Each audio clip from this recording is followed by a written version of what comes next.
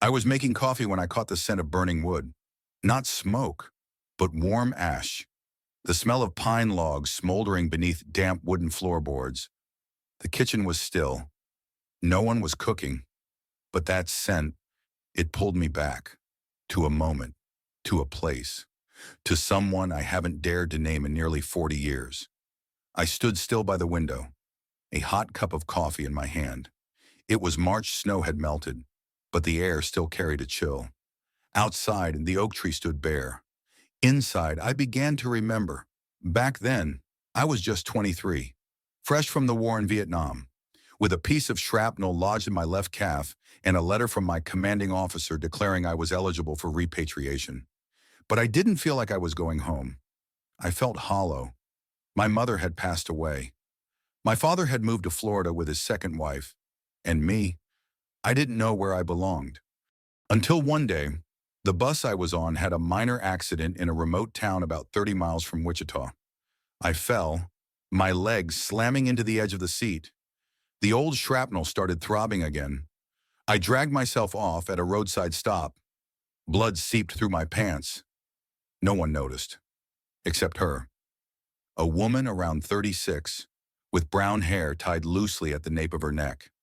Cotton shirt, a skirt down to her ankles, no makeup, no designer brands, but her eyes. Steady as still water. She said just 4 words. "Do you need help?" I nodded, said nothing. And just like that, she helped me to her home, a low-roofed wooden house with a porch that looked out onto a wheat field already harvested. I didn't know her name, and she didn't ask mine. That's how it began. Half a step, half a trust, and a memory rising again from the scent of burning wood. She didn't ask anything. She didn't ask where I came from, or why I was wandering around with an old wound that never fully healed. She just looked at my leg, carefully, then softly said, "You need to lie down. Now." I sat down on the wooden chair by the kitchen. She rolled up my pant leg. Her eyes narrowed slightly when she saw the blood-soaked bandage. No fear, no hesitation, not a single shake in her hands.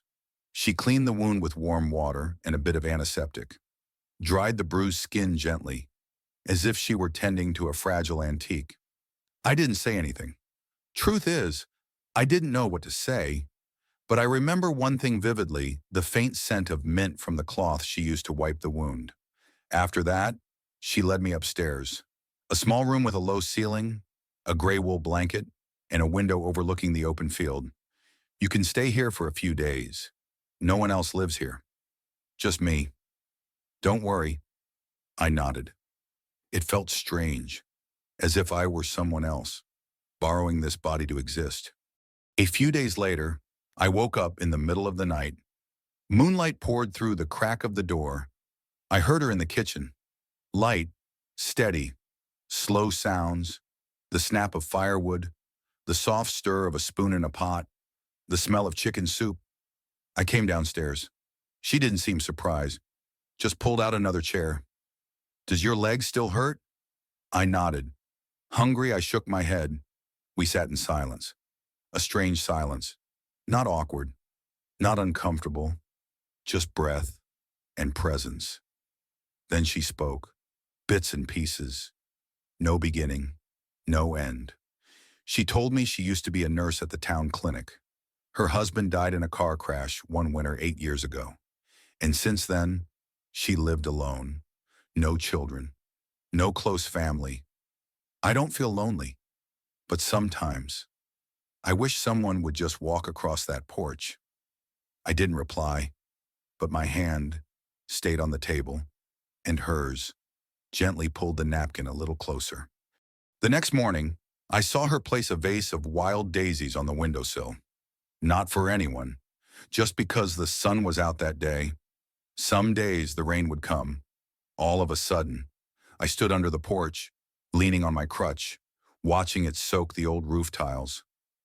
She came out, stood next to me, and draped a blanket over my shoulders. "Soldier, when you got hurt, why didn't you go home?" I didn't answer right away. I lowered my head.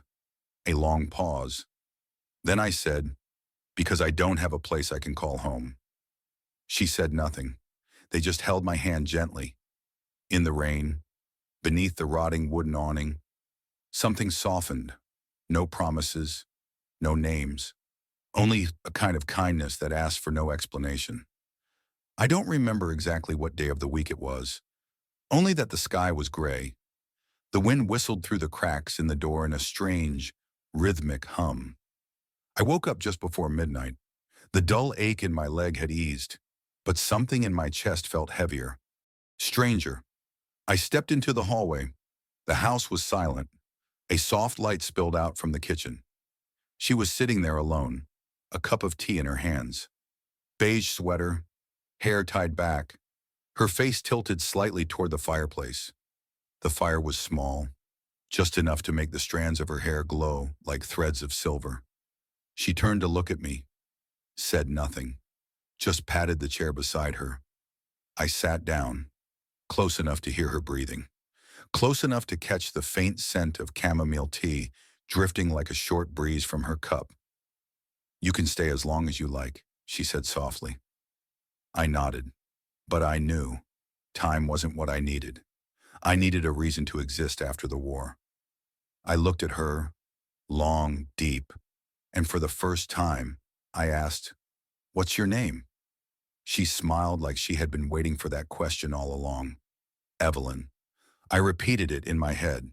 Evelyn, a soft name, light, but strangely weighty. I reached out my hand. A simple, clumsy gesture from a man who hadn't touched anything but dust, rifles, and cold commands in far too long. Evelyn looked at me. Her eyes weren't sad. They weren't joyful. Just still. Then she reached out, placed her hand in mine.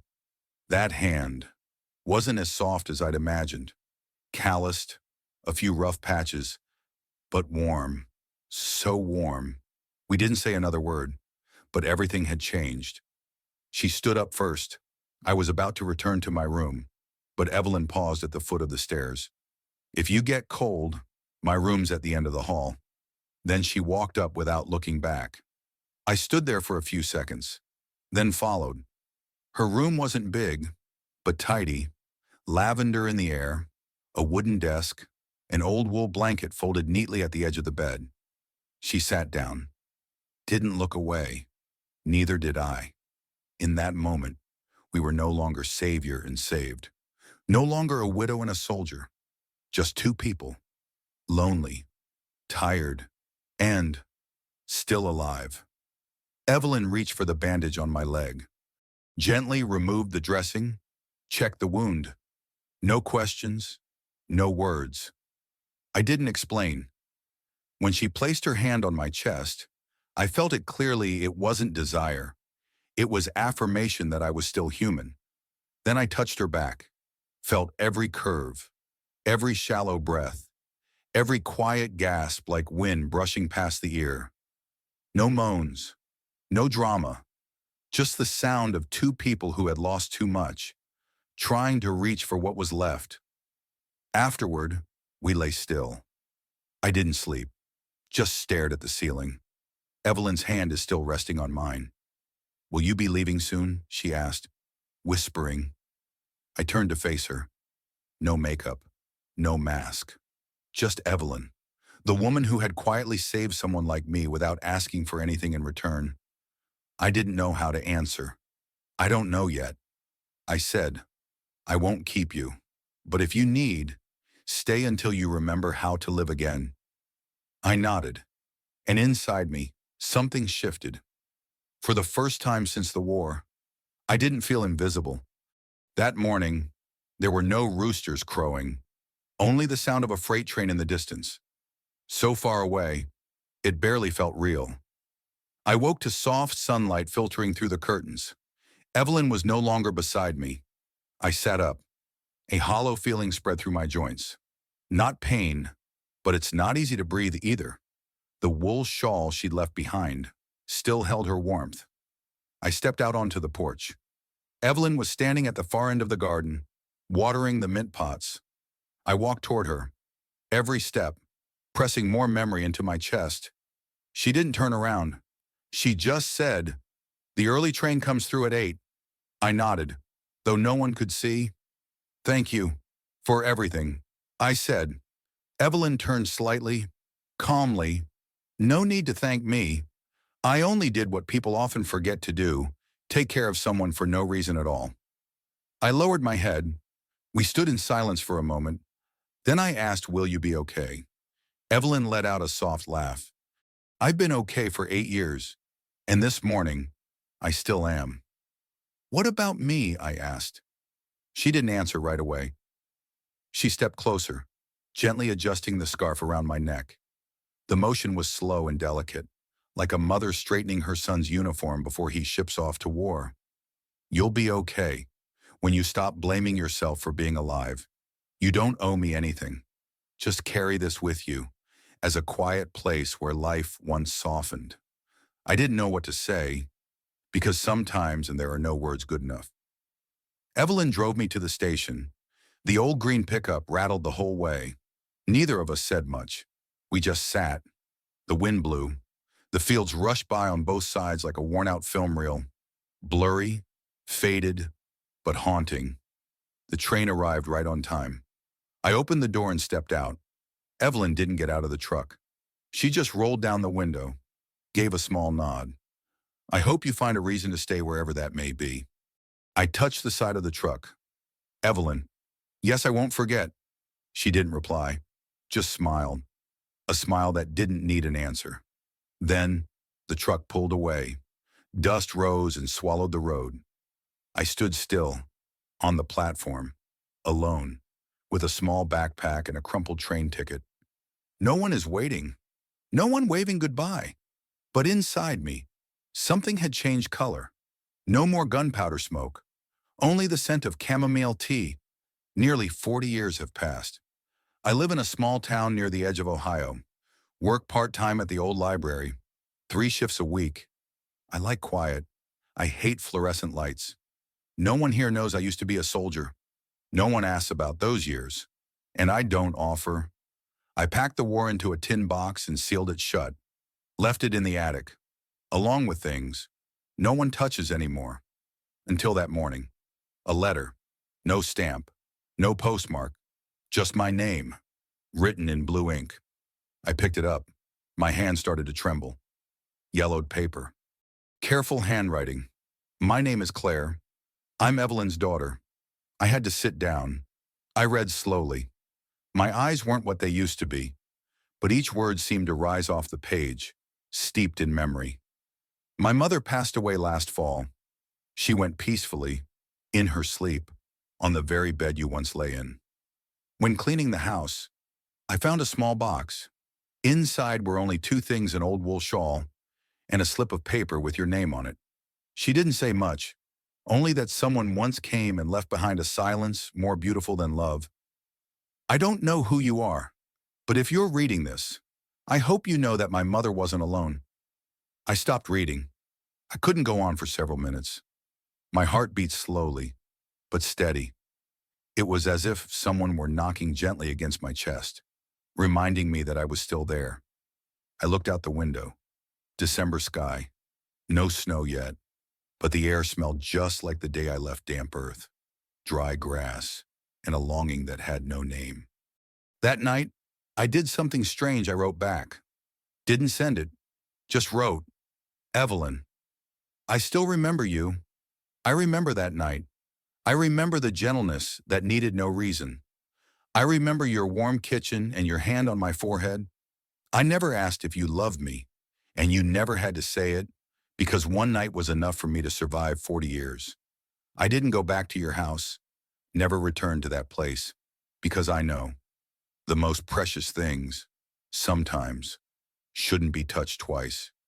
But if you're listening somewhere, if souls can still smell, know this: I still brew chamomile tea every autumn, just the way you used to." I folded the letter, placed it in an old book. No name on the envelope, because the person it's meant for has gone. But I know you never really left me. Not completely. Old age doesn't come all at once. It creeps in, in the trembling fingers trying to button a shirt, in the unconscious sigh as you walk down the stairs. And in the mornings, when you no longer remember why you're making coffee, that's how it is for me too. But there's one thing I haven't forgotten. One night, one woman, one touch that didn't need a name. Every autumn, I still brew chamomile tea. I don't drink it. I just let it sit. Let the scent fill the room. Soft, like a wordless call. I used to think war would be the thing that marked me the deepest. But it wasn't. Not the gunfire, not the marching orders. It was a night with a firelight, a hand pressed to a wound, and the silence. That made me feel alive. Someone once asked me, "Have you ever loved someone deeply?" I smiled, then said, "I once slept beside a woman I never touched again after that one night." But every day, I thank her for helping me remember how to be human. I never got married, not because I feared love, but because my heart never needed to search again. I already had a place to return to, a gaze that was soft enough, a night that was full enough, and more than anything, a woman named Evelyn did something the world never did. She accepted a broken man without trying to fix him. Now, I'm old. I live in a small house with an oak tree out front. Sometimes kids from the neighborhood knock on my door, asking for help with their bikes. I fix them, then sit back on the porch, watch the leaves fall, listen to the wind, and remember the scent of chamomile tea. I don't need anyone to believe this story, and I don't wish for it to become some chapter in a novel, because for me, that one night was a lifetime.